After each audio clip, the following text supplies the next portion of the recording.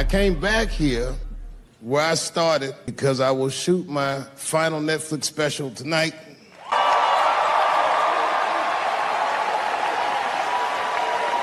That's right. And after this shit, it's time to make America wait again. I've done too well. If you black in show business and do too well, it's scary, nigga. Like, you gotta get the fuck out of the casino while the getting's good, while you're still winning. If you don't walk away from the table, that's how niggas get Kevin Harted. You already know. That's my man. I'm just saying, if he got a sex tape out, well, it's just a matter of time for me.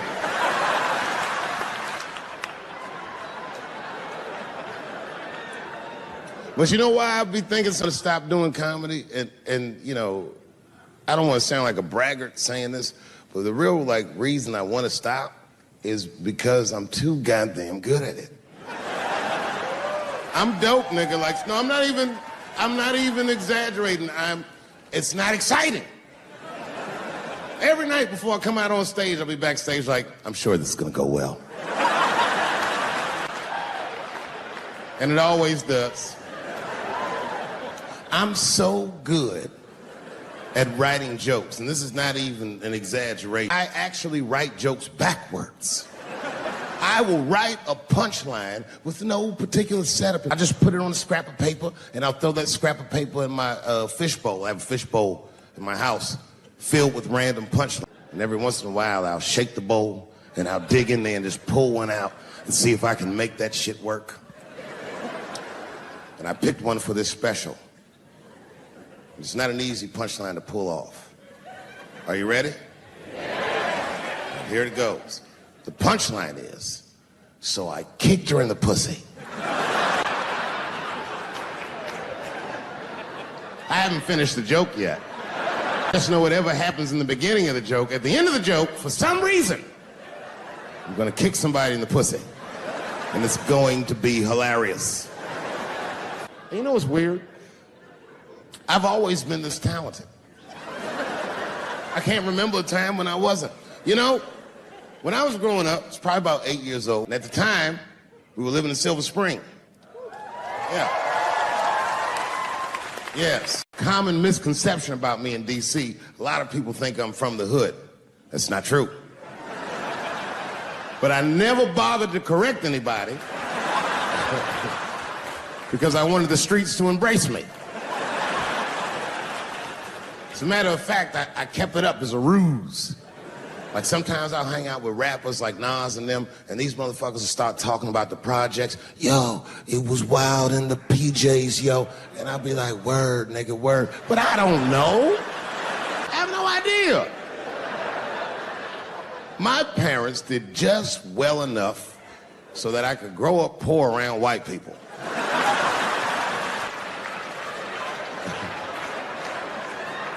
And to be honest, when Nas and them talk about the projects, nigga, I used to get jealous because it sounded fun. Everybody in the projects was poor, and that's fair. But if you were poor in Silver Spring, nigga, it felt like it was only happening to you. Nas does not know the pain of that first sleepover at a white friend's house. And you come back home on Sunday and just look at your parents like, y'all need to step your game up. Everything at Timmy's house works. Remember the first time you saw that? In a cold winter, and you'd be at a white friend's house and see the motherfuckers in their living room without their coats on?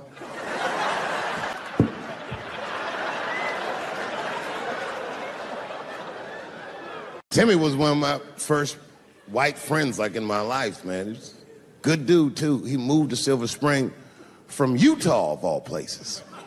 I guess his family was affiliated with that Mormon church they got down there, and me and him used to hang out. And one day I was at his house, we were just hanging out, and Timmy says, Dave, why don't you stay for dinner tonight? I said, oh, man, I'd love to, but I can't. If I'm not home before dark, my mother will kill me. That was a lie. My mother had several jobs. I hadn't seen her in like 3 or 4 days. And the only reason I lied to Timmy was because at that point in my life, it was my experience that white dinner wasn't delicious. I'd rather go home and fry some bologna or some shit like that.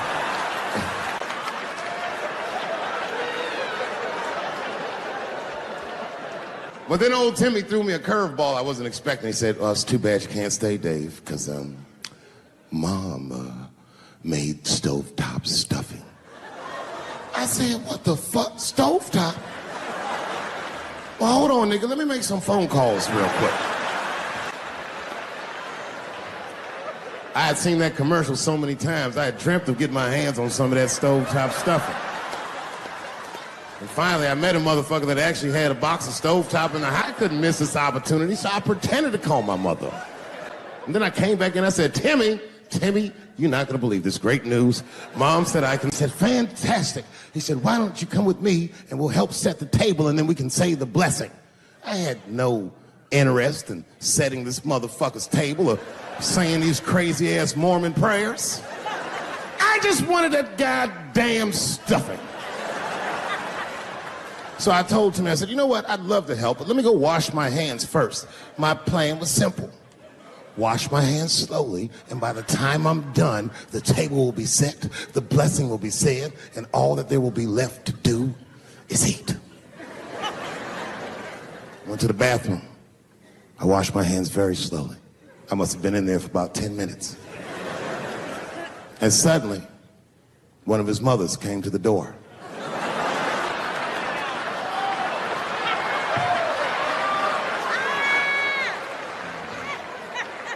She was like, hi, David, right? I said, yes, ma'am. She said, Timmy tells me that you're planning on staying for dinner. I said, I hope that's not a problem, ma'am. She says, no, it's no problem. In fact, we'd love to have you. It's just that we weren't expecting company. And I'm afraid there's not enough stovetop stuffing for everybody. So I kicked her in the pussy. Ladies and gentlemen, I told you I'm dope, nigga. I told you what I was gonna say and you still didn't see it coming. And that's why I make the big bucks.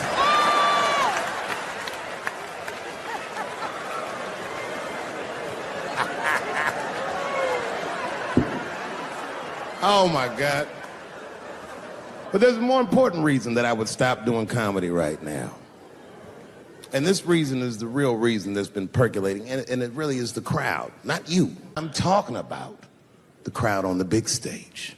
It's too hard to entertain a country whose ears are so brittle. The fuckers are so sensitive, the whole country is turned into bitch-ass niggas.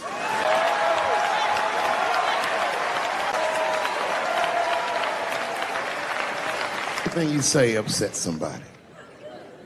You know, I can remember when it all started. It was when I was doing Chappelle show. When I was doing Chappelle show, I used to do the show, and then on the weekends I do like concerts and shit like that. So I'm doing a concert, and there was a couple in the front row. Beautiful. The wife was obviously Asian. You could see it in her face.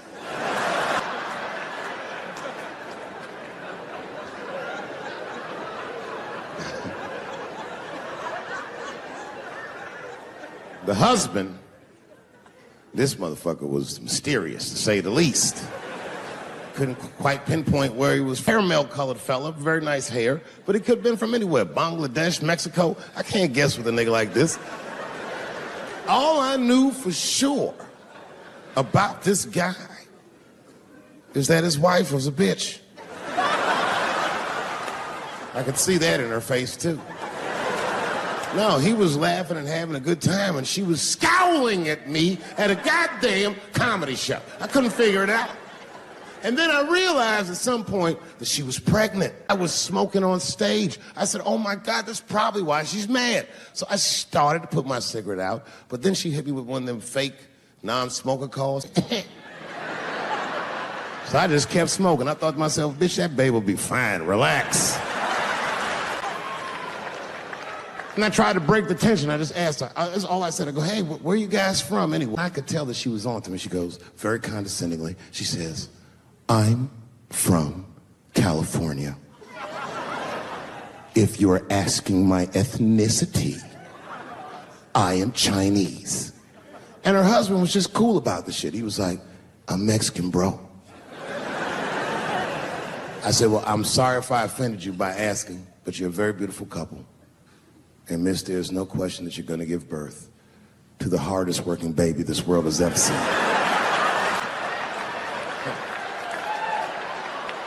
That's not a bad joke. She got very upset. She got up to leave immediately, but she didn't just leave. She had to take one last dig at me on the way out.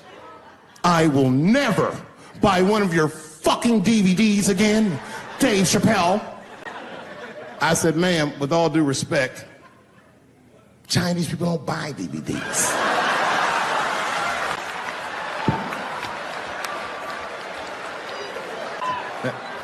And the crowd went crazy. We were all laughing, having a good time. I didn't even think anything of it.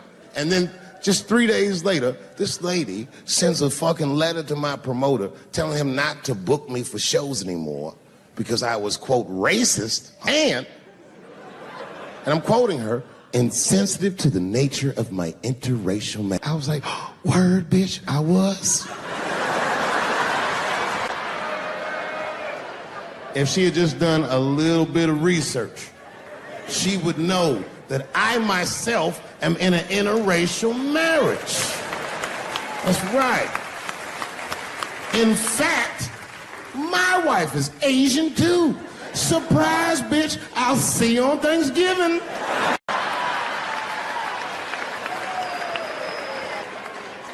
But my wife's not Chinese.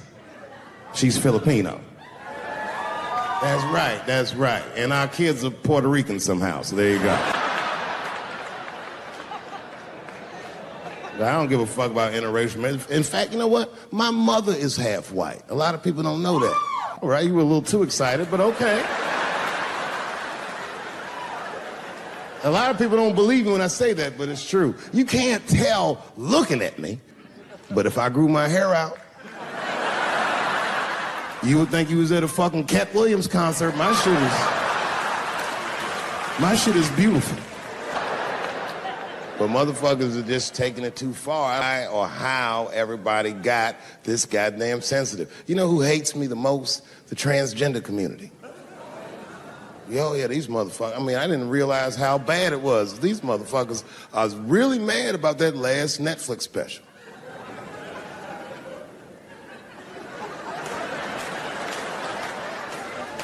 It's tough, man. I don't know what to do about it because I like them.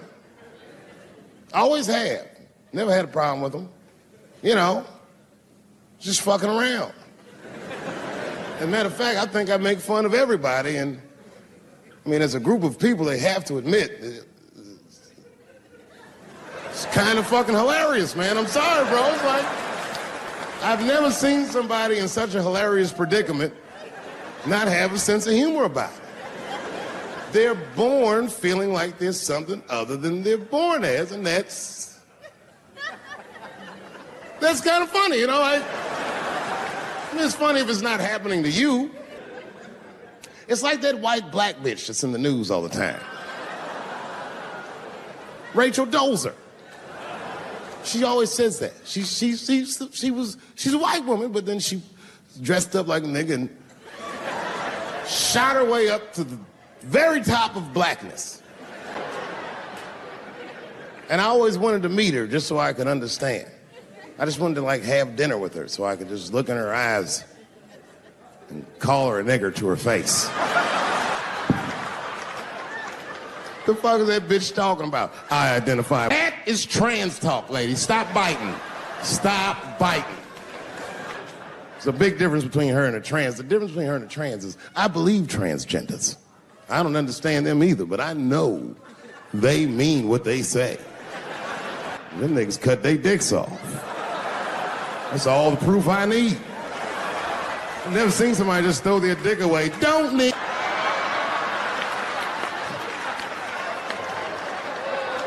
I don't understand. understand, but I believe you and I support your decision, motherfucker. But how far is Rachel willing to go? What is Rachel willing to do so that we blacks can believe that she believes she's actually one of us? Bitch, are you willing to put a lien on your house so that you can invest in a mixtape that probably won't work out?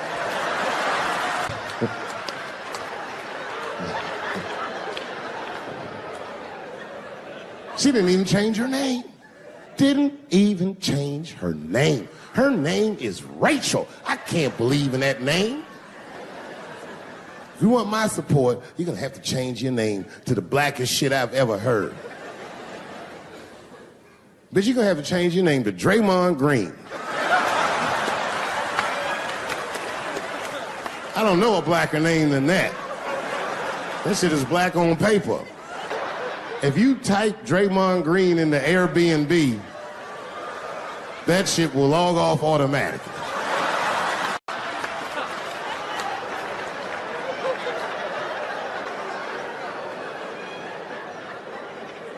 Mad, bro. People get mad about everything I say. I was doing a show. I was in Portland, Oregon. And I was checked in a hotel under the name Charles Edward Cheese.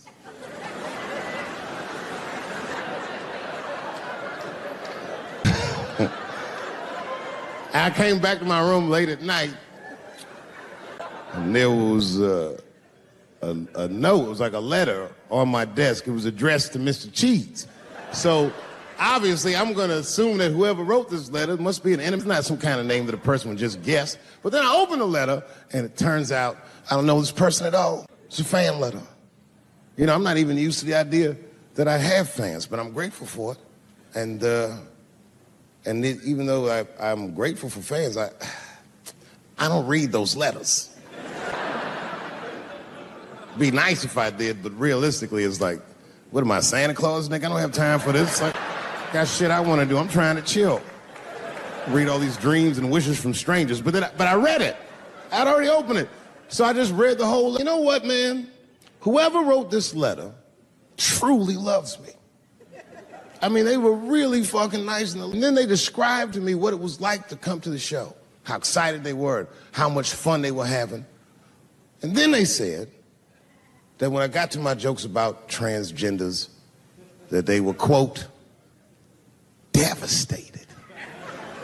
Because it turns out that whoever wrote the letter was transgender. Now, I'm going to be real for a second. As a policy, you got to understand, I never feel bad about anything I say up here.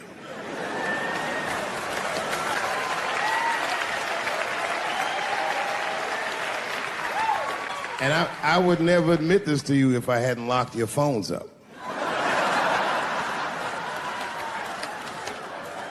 But it was the weirdest thing. Like, when I read this letter, this shit made me feel bad. I didn't feel bad about what I said. You understand? I felt bad that I made somebody else feel bad. To be honest, I don't even know what I said that upset that person. I have so many transgender jokes.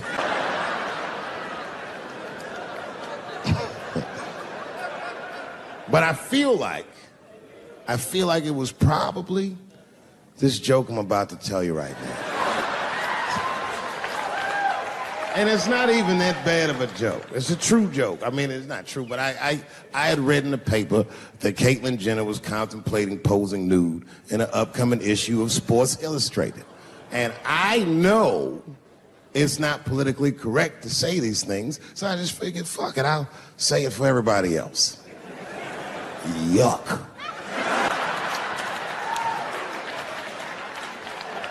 You know, sometimes I just want to read some stats. I don't know why you're going to cram some man pussy in the middle of the sports page like this.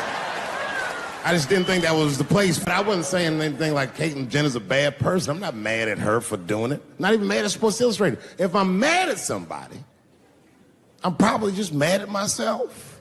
You understand? Because deep down, I know that I am not strong enough to not look at those pictures.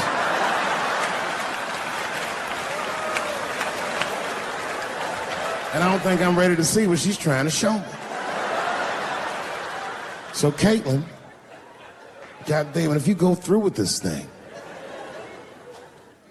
bitch, you better go hard or go home. I want you to go all the way. Hustler style. Do you know what hustler style means, miss?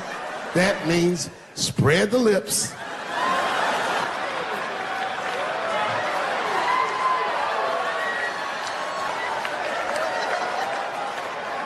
I hope she spreads the itty bitty dick inside. Ah! This shit is behind the curtains.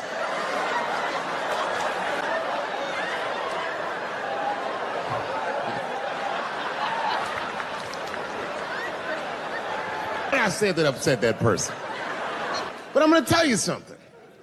When I read that letter, and the moments after I read it, I did something that many black men in America do not have the time or the money to do. I thought about how I felt. Asked myself a very basic question that I don't think I ever directly contemplated. I said, man, Dave, if you're writing all these jokes, do you have a problem with transgender people? And the answer is absolutely not. Fuck do you guys think I am? I don't understand all the choices that people make. But I do understand that life is hard and that those types of choices do not disqualify you from a life with dignity and happiness and safety in it.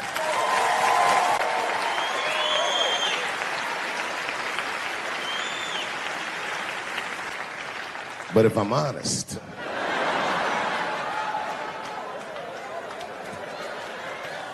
my problem has never been with transgender people. My problem has always been with the dialogue about transgender people. I just feel like these things should not be discussed in front of the blacks. It's fucking insulting, all this talk about how these people feel inside. Since when has America given a fuck how any of us feel inside? And I cannot shake this awful suspicion that the only reason everybody is talking about transgenders is because white men want to do it. That's right. I just said that. If it was just women that felt that way, or black dudes and Mexican dudes being like, hey, y'all, we feel like girls inside, they'd be like, shut up, nigger. No one asked you how you felt. Come on, everybody, we have strawberries to pick. It reeks of white privilege. You never asked yourself why it was easier for Bruce Jenner to change his gender than it was for Cassius Clay to change his fucking name?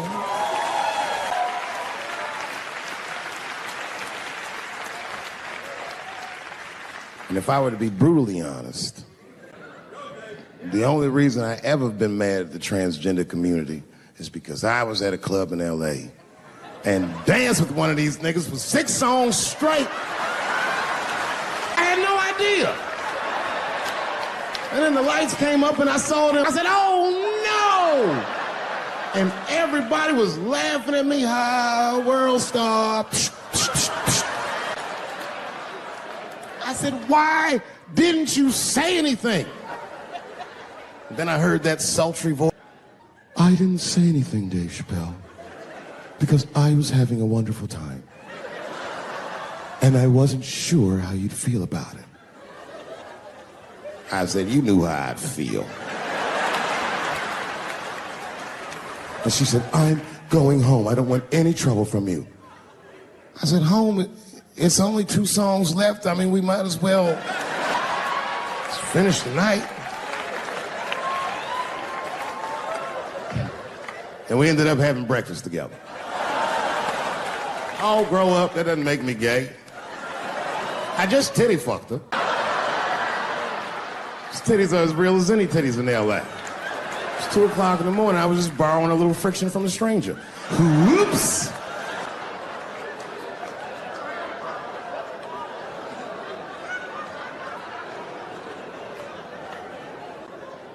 It's the madness of youth. It's the types of mistakes that a man makes when he's young. I wouldn't even know that it's necessarily a mistake. It was a wild night out. But I don't do it like that anymore. I'm old. I'm 44 now.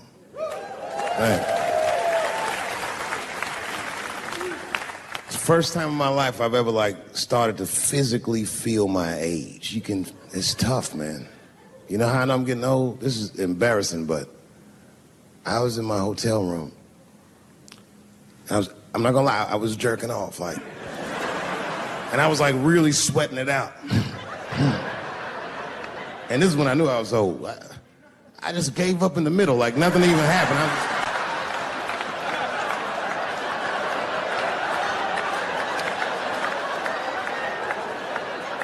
I don't like looking at my dick anymore. My dick looks distinguished. It's old, an old looking dick. It's got salt and pepper hair all around it. My dick looks like Morgan Freeman in the 90s. Without the dots. My dick narrowed. Dave pulled me out and started jerking me around and jerking me around. But not with the same vigor as when he was young. He and I both knew nothing was coming out.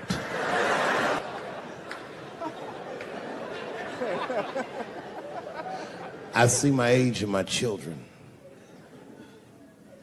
I came home from the road. This is not long ago. I've been gone for, if you can picture, I was gone for weeks and weeks.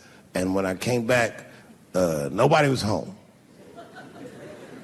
Now, one person in my family thought that maybe I'd like to see them when I got back. Like, they knew when I was coming back, but they just weren't home. And that shit was a wake-up call.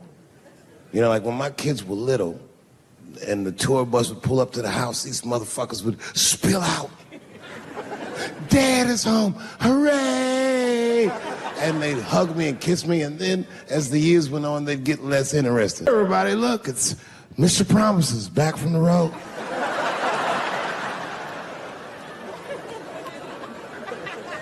But an empty house, that's some cold shit. And I went into my oldest son's room. I was like, hello, hello. He was gone. And I'd never done this to him before, but for some reason I just did it. I just looked through his shit. Just to see who this motherfucker was becoming. And I found these notebooks and I started going through the notebooks and it was all this wonderful poetry written as his handwriting. I didn't even know this nigga wrote poems. And then I looked through his drawers and I opened up his middle drawer. And I found this rolling paper.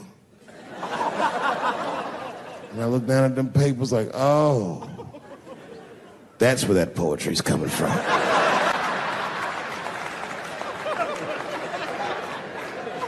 And that shit broke my heart. I mean, I smoke weed, but I mourned my son's innocence. I cried a little bit. And I took his papers upstairs to my room. Rolled some weed that I'd hid from the family. And I got really high. And then I got paranoid, so I put his papers back how I found them. So he wouldn't know what I was up to.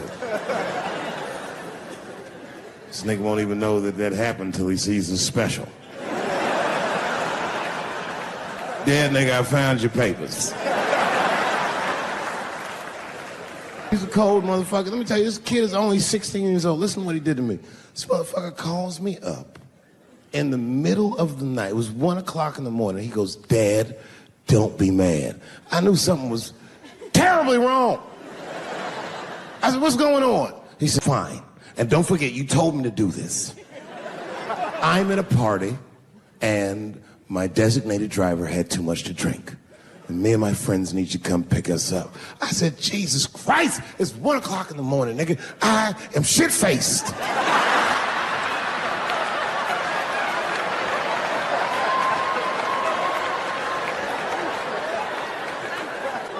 But I figured, fuck it, it's better me than some kid. I might as well roll the dice and go pick my nigga up. I said, all right, I'm coming to get you. Just give me the address and I'll be right there. And then he gave me the address and I was shocked. I said, son, you are not gonna believe this, but I'm at the same party, nigga.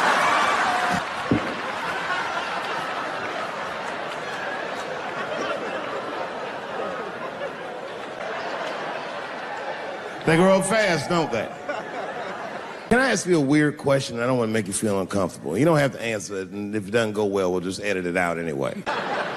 Is it weird to be the only white people in a row? Is it weird? I mean, you can be honest. Is it fringe? Are you worried at all? Give me your money, motherfucker. I'm just fucking around. The ice in his veins, he didn't even buckle. You know, like many black men my age, the first time I voted was 8 years ago. Right. I saw Obama on TV. I said, oh, I'm voting for this nigga. Remember the day I voted for Obama? I voted in Ohio, and my vote matters in Ohio. Ohio is a battleground state, but when I pulled up to the polls, all the soldiers were in line. There were so many black people in that goddamn line, I didn't even know it was a polls. I thought it was a check cashing place. We were hugging each other, and old people were singing hymns and spirituals and shit. It was like the OJ verdict times 10 or some shit. I've never seen black people that happy. 8 years later, I'm pulling up to the polls again. This time, I'm driving a brand new Porsche because the Obama years were very good to me.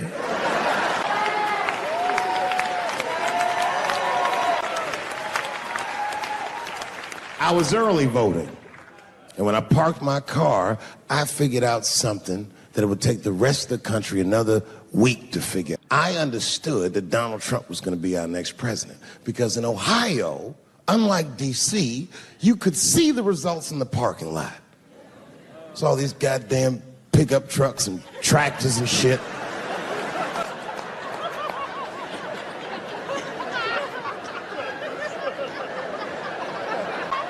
And then I walked up and I saw a long, long line of dusty white people.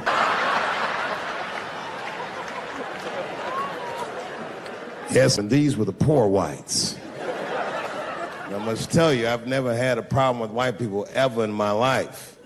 But full disclosure, the poor whites are my least favorites. We've gotten a lot of trouble out of them. Never seen so many of them up close. I looked them right in their coal-smeared faces. And to my surprise, you know what I didn't see? Didn't see one deplorable face in that group.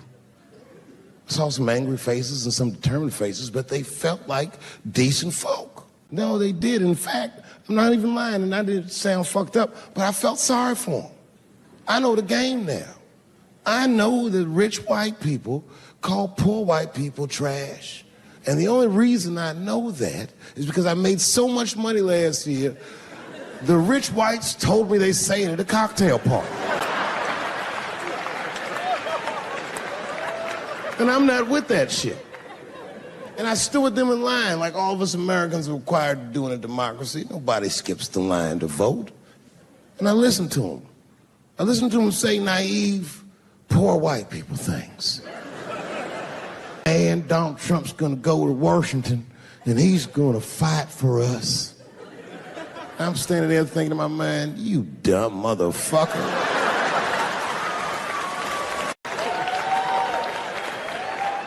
You are poor. He's fighting for me.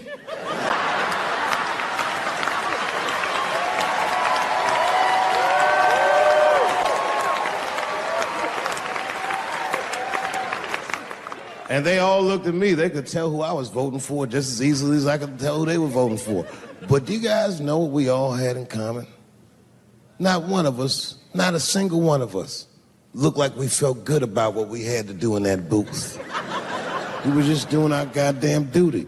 Yes, I voted for Hillary Clinton. Of course I did. I voted for her, liked what she said vastly better than I liked what he said.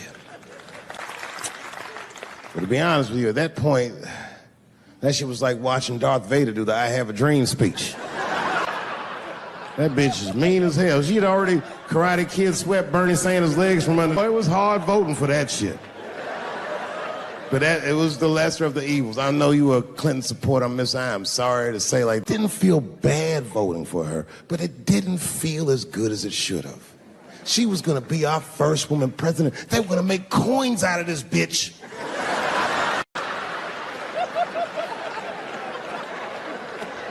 And somehow she just missed the dunk. Of course she should have beat him. Of course she should have beat him. You know what voting for her felt like? It was bittersweet. It felt I was lucky enough to eat Halle Berry's pussy. And whilst I was doing so, she fucking farted in my face, man.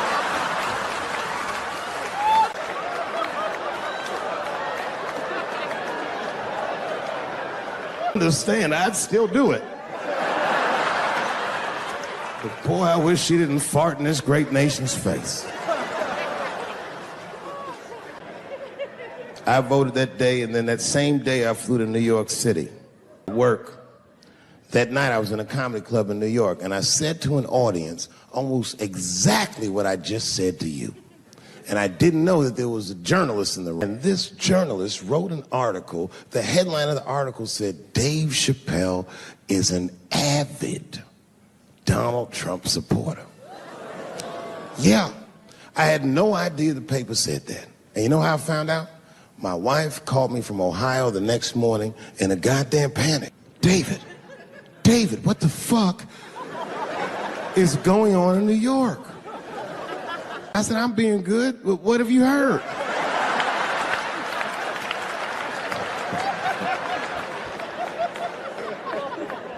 And my wife said, the paper is saying that you're a Donald Trump supporter. I was like, whew.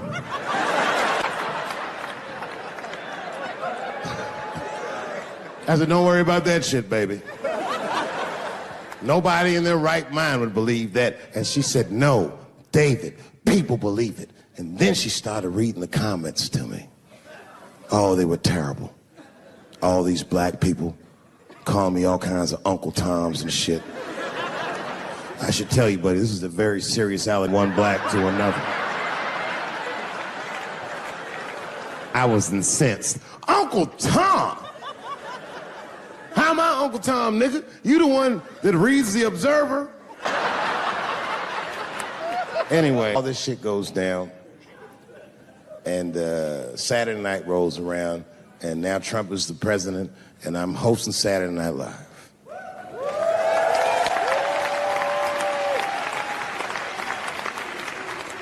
And I didn't really prepare my monologue. I winged it. And at the end of the monologue, I don't even remember what I said. I said something like, fuck it, we're historically disenfranchised, and we're gonna give him something about we're gonna give him a chance if he. I don't know what I said, but whatever I said, I really wish I didn't say that shit. It was not worth the trouble. Now I walk into the barber shop, and all them black people just be looking at me like, yo, Dave, what's up with your boy? Yo, nigga, yo! Not my boy. Because I don't care if you're a Republican or Democrat, if you support him or not, any objective person is going to have to admit that this motherfucker is having a terrible go of it. It really is. We've had presidents before that have done bad jobs, but this shit is worse than a bad job. It's scary to watch. Holy shit, it's like seeing a crack pipe in your Uber driver's passenger seat. The fuck is wrong with this guy? Yo, it's luncheon, nigga. I watched Donald Trump in a press conference, and this motherfucker had all the media gathered, and this nigga literally asked the media to their face to stop finding shit out. I was like, yo, this motherfucker is bugging. And then, I'm not even making this up, his lips started sweating. His lips.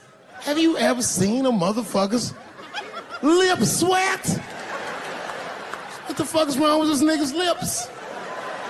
It's like if you're on a plane, right? You ever been on a plane I get scared to fly. I do it all the time. I be scared on there. And sometimes the plane will hit, and then I get nervous. But I always look at the flight attendant, and she looks calm, and it makes me feel calm. But if that bitch's lips were sweating, it's terrifying. Like, yo, nigga, why are your lips sweating? What do you know? And then, I'm not even making this shit up. This motherfucker grabbed the podium, he goes, you don't know how scary the things I read in my briefings are. And I was like, holy shit, man. You ain't supposed to tell us that, bro. That's bad leadership. Even as a parent, you think I'm gonna sit my kids down? Hey, little man, come here real quick. I was gonna holler at you for a second. Yo, I'm 3 months behind on the rent, nigga, and I am worried. Very worried. Go to school and have a productive day, nigga. I was just thinking out loud, getting some shit off my chest. Like, what the fuck are you doing, bro? This is bad, man. Jesus Christ. All this motherfucker's ideas sound like high people ideas. Like, he doesn't think these things through before he tells us. He just tells us what he's thinking as soon as it occurs to him. This shit sounds nuts. I'm gonna go to China, and I'm gonna get those jobs from China and bring them back here to America. For what, nigga? So iPhones can be $9,000? Leave that job in China where it belongs. None of us want to work that hard. What the fuck is he thinking? I want to wear Nikes. I don't want to make them shits. What the fuck are you doing? Stop trying to give us Chinese jobs. I am going to bring back coal. Oh! I'm not even exaggerating. I have never in my life even seen a fucking lump of coal. I honestly don't even know what coal is for. If you're gonna have motherfuckers digging around in the dirt looking for, find me some truffles, nigga. That's what I'm about. And these truffle prices are getting out of control. If it gets any worse, I'm gonna be back down to regular butter like everybody else. Terrible, terrible job. This motherfucker hit North Korea with rap battle threats. Fire and fury, like, yo! Yo, what are you doing? It's fucking Korea, man. Kim Jong-un is a scary motherfucker. He might be as crazy as Trump. Some scary shit. And if you one of them naive motherfuckers that war with Korea is gonna be easy, then you don't play Call of Duty at 3 a.m. like I do. Because that's when the Koreans play. Fucking 8-year-old Korean kid took out my whole goddamn platoon last night.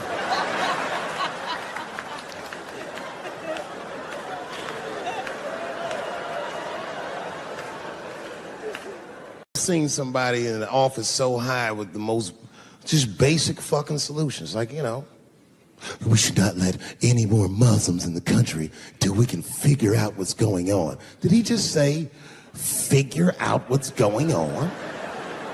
Who doesn't know how to do basic math? Count it out, okay? There's been 17 mass shootings in the United States.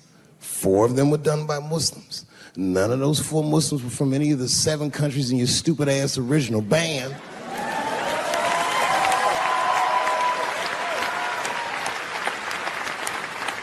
And since he brought it up, 10 shootings were done by the Tiki Torch Whites. These are facts.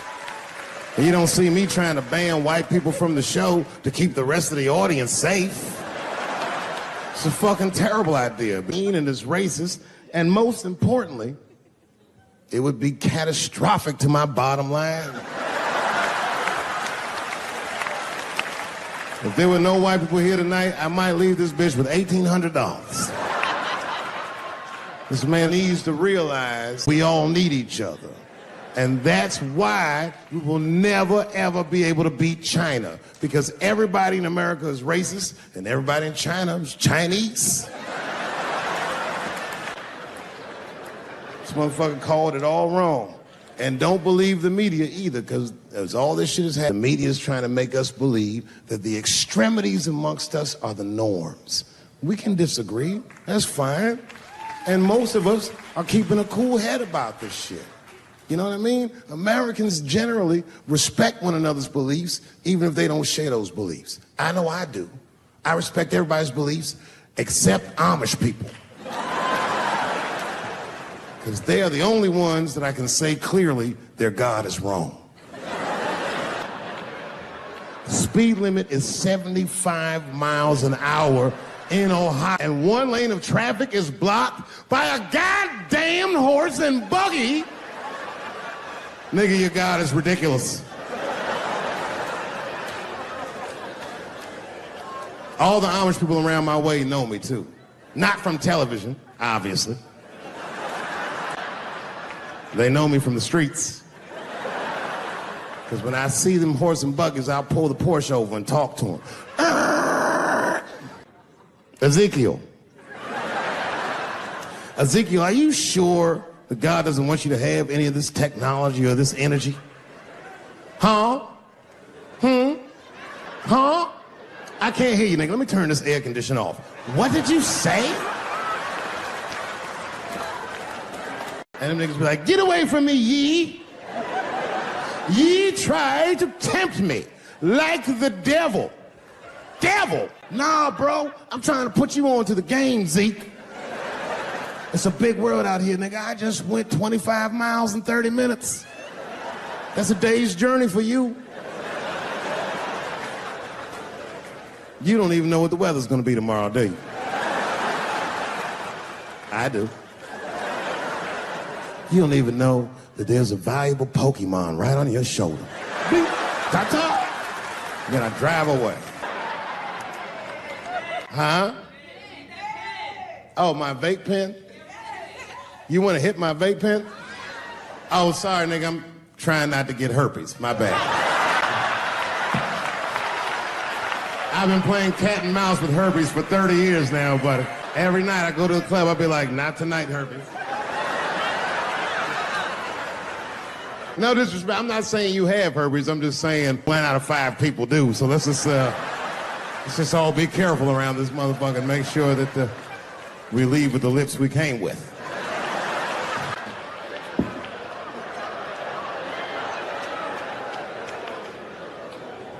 Sometimes I think that the media is hard on Trump.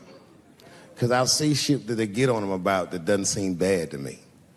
I mean, a nigga got on Trump about not staying in the White House enough. Who gives a fuck? This motherfucker was rich. Used to shit in a gold toilet. It's true. I don't know if you've ever been to the White House. It looks like a very nice place to work, but I wouldn't want to live in that Scooby-Doo ass house either. That shit's terrifying looking. Imagine you trying to jerk off in the crib and Abraham Lincoln's just looking at you like...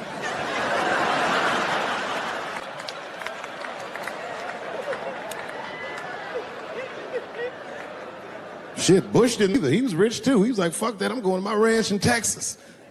Obama was the first motherfucker to move into the White House like, this is a nice place. Look at this rug.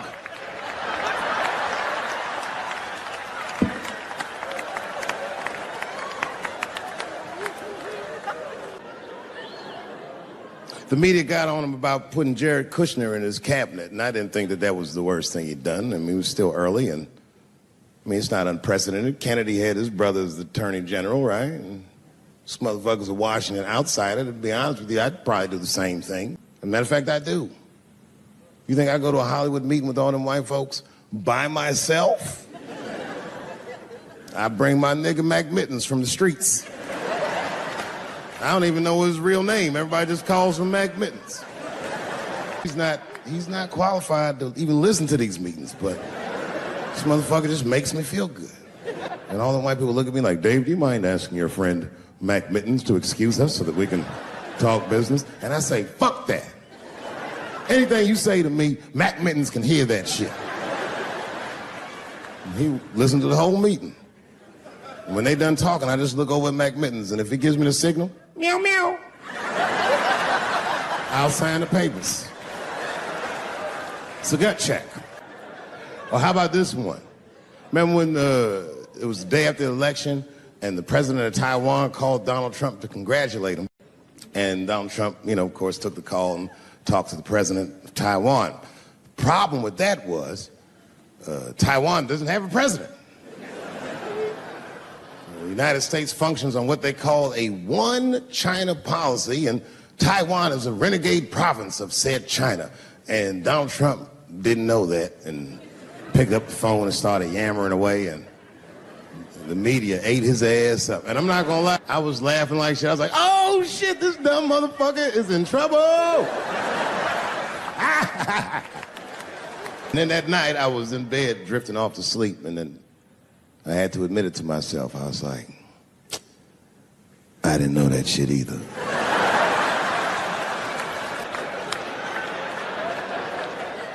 And then I realized the media got the story wrong. The story wasn't that Donald Trump took the call. The biggest story is that nobody told Donald Trump not to take the call. It's terrifying.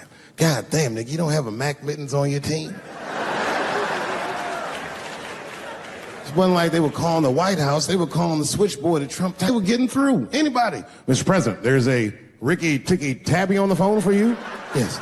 Put him through. Hello, Ricky Ticky. Good to talk to you. Mr. President, there's a John Jacob Jingleheimer Smith on the phone. Oh, his name is my name, too. Put him through. Hello, John Jacob. Let's talk business. How many people in this room are not originally from the United States? By round of applause. Where are you from, bro? You right there. Iraq? Ew. I was fucking around. How long have you been here in the country? 23 years. 23. Are you a citizen yet? You are? Congratulations, nigga. Congratulations. Well, welcome to this great land. I'm going to give you a history lesson, because I'm sure this wasn't on your entry exam. But every naturalized American has heard something about what I'm about to tell you. Picture it's the early 50s in the United States. 14-year-old boy goes down Chicago to Mississippi to meet his extended family for the first time. He'd never been to Mississippi. And before he went, his mother said to him, very pointedly, she said, if a white man looks you in your eyes in Mississippi, look away. And I don't know what you know about black people from Chicago, but they're not a scared people. Legend has it, he was in front of a convenience store, hanging out with his cousins, having a good time, and a white woman walked out of the store, and he thought she was pretty, and he said, bye, baby, not realizing that he had just made a fatal mistake. 4 days later, a group of adult white men burst into this family's home and snatched a 14-year-old boy out of bed in front of his family that was powerless to stop them, and he was never seen alive again. His name was Emmett Till. They found his body maybe a few days later. It was in a creek, tied to a wheel so it would sink, horribly beaten and bloated. Hideous. And lucky for everybody in America, his mother was a fucking gangster. She was.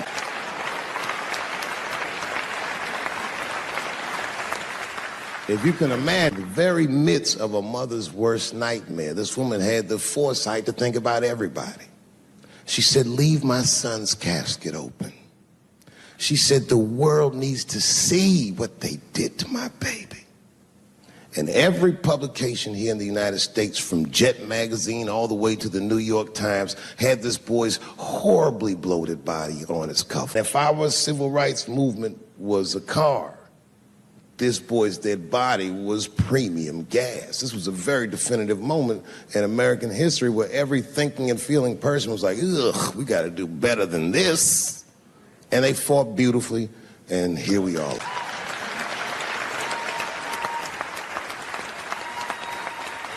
And the reason that I bring that up tonight, and why it's relevant now, is because less than a year ago, the woman that he allegedly whistled admitted on her deathbed that she lied in her court testimony. You can imagine when we read that shit, we was like, ooh, you lying ass bitch. I was furious. But that was my initial reaction. And initial reactions that we all learned as we get older are often wrong or more often incomplete. They call this phenomenon standing too close to an elephant. The analogy being that if you stand too close to an elephant, you can't see the elephant. All you see is its penis-like skin. You gotta step back and give it a better look. And on stepping back and thinking about it for a few moments, I realized that it must have been very difficult for this woman to tell a truth that heinous about herself at any point in her life, even the very end. And I was grateful that she had the courage to tell it before she left this world, because it's an important truth and we needed to know. And I said to myself, well, thank you for telling the truth, you lying ass bitch. And then time goes on, and then after time, you can kind of see the whole elephant, and it's humbling, because you realize that this woman lied, and that lie caused the murder. But that murder set in motion a sequence of events that made my wonderful life possible, that made this very night possible. How could this be that this lie could make the world a better place? It's maddening. And that's how I feel about this president. I feel like this motherfucker might be the lie that saves us all. Because I have never felt more American than when we all hate on this motherfucker together. Jesus Christ, it's good. And when it happens, I can see everybody that's struggling. So if I'm on stage and I tell a joke that makes you want to beat up a transgender, then you're probably a piece of shit and don't come see me anymore. Or if you don't understand that when a football player takes a knee during the national anthem, he's actually standing up for me, then you might not want to fuck with me anymore. But I swear, no matter how bad it gets, you're my countrymen, and I know for a fact that I'm determined to work shit out with you. If that woman that said that heinous lie was alive today, I would thank her for lying, and then I would kick her in the pussy. Thank you very much, Washington, D.C. God bless you, and good night.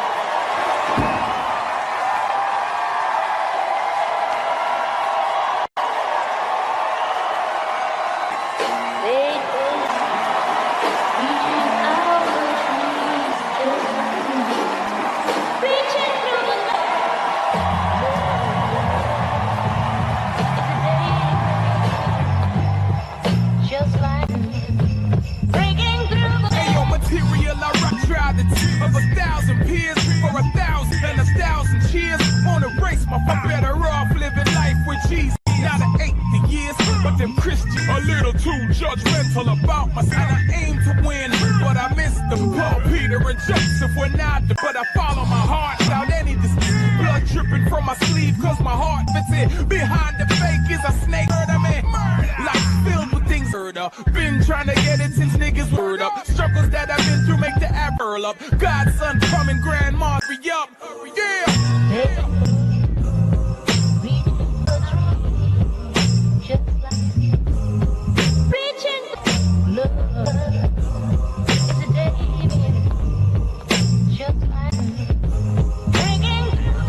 Scriptures I spit, they be gloss. Themes that I dream in my mind. I am no savior. See, I dance around the bull with a catador.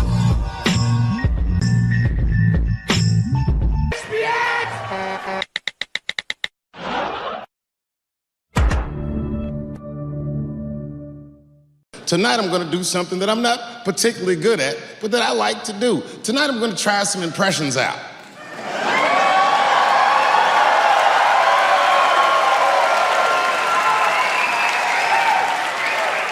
I only got two. right, the first impression's kind of dumb, but I like it. This is my impression. You ready? This is my impression of the founding fathers of America when the Constitution was being written. You ready? Here it goes. Hurry up and finish that Constitution, nigger. I'm trying to get some sleep. It's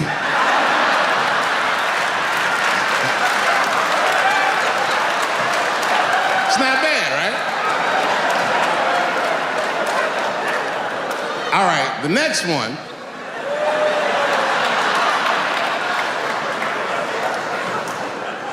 The next one's a little harder. I want to see if you can guess who it is I'm doing an impression of. All right, let me get into character. You gotta guess who it is, though. Okay, here it goes. Hey, if you do anything wrong in your life, and I find out about it, I'm gonna try to take everything away from you. And I don't care when I find out. Could be today, tomorrow, 15, 20 years from now. If I find out, you're fucking finished. Who's that? That's you. That's what the audience sounds like to me. That's why I don't be coming out doing comedy all the time, because y'all niggas is the worst motherfuckers I've ever tried to entertain in my fucking life.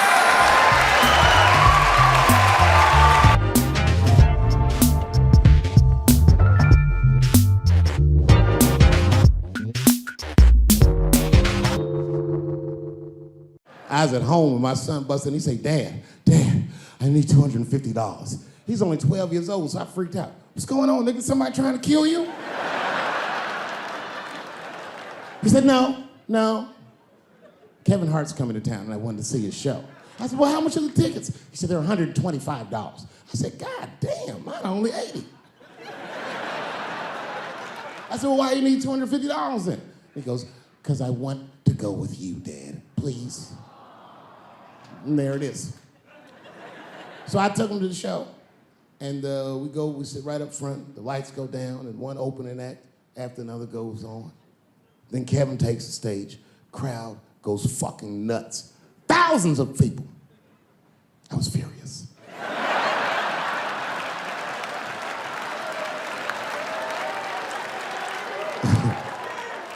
The longer the show went on, the madder I got. Because his show was fucking outstanding. It was maddening. These people were fucking holding their stomachs. My son was slapping his knee. I'm like, oh, nigga, I do this too.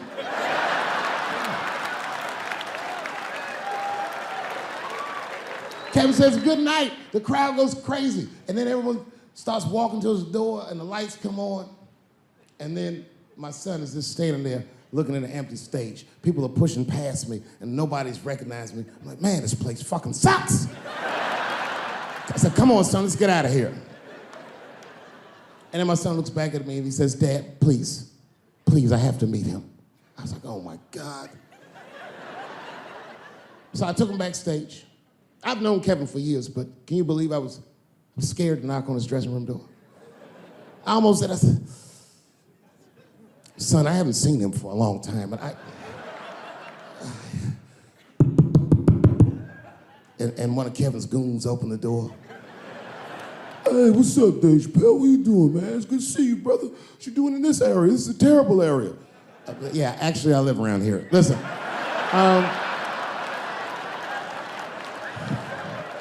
Is Kevin here? My son just wanted to meet him real quick. Well, I don't know, because Kevin's about to eat dinner. Just think Kevin came around the corner to see who it was. What?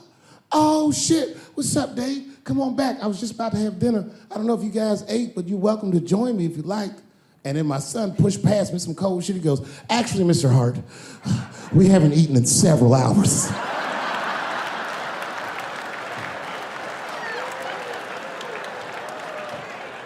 Man, Kevin took us into his back room. This guy had a fucking spread. It was Tuesday night. This motherfucker was having Sunday dinner. It was steaks, chops, corn with butter all over it. My son was eating all fast, embarrassed me. I was like, slow down, son.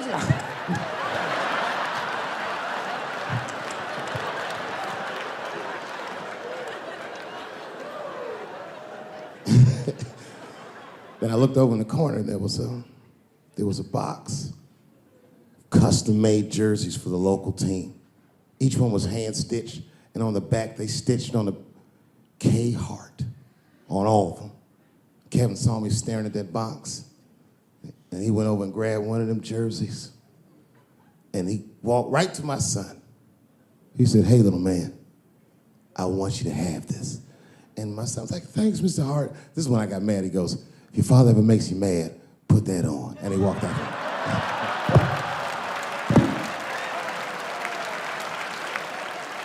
Oh, that was some cold shit. Then I realized, I looked up what Kevin made on Google. I couldn't believe that shit. Kevin is the first comedian that a Drake song could be about.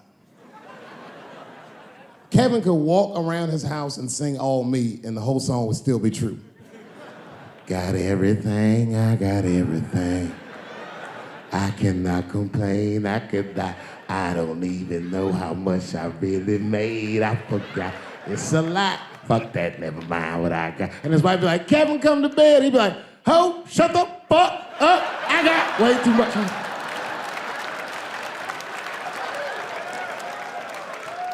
You know how much money you have to tell a girl to shut the fuck up? I have quiet please money at best. I'd have to take a loan out for shut the fuck up. Shut the fuck up, that's Jay-Z money. And Beyonce got, "No, you shut the fuck up."